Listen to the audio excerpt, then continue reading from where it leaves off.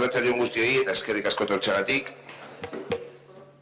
Uztailako osoko bilkurari hasiera emango diogu, honeko gai zerrendarekin. Lehenengo puntua, aurreko osoko bilkurak eta onartzea adeuakio, aprobación si procede el acta de la sesión anterior. Bigarren puntua, kirol instalazioen kudeaketa kontratuen luzapena. Prórroga del contrato de las instalaciones deportivas.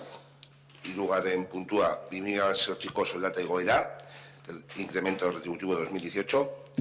Laugarren puntua, LPZ-aren aldaketa animatzaile soziokultural lanpostua, modificación de RPT del puesto de animador sociocultural.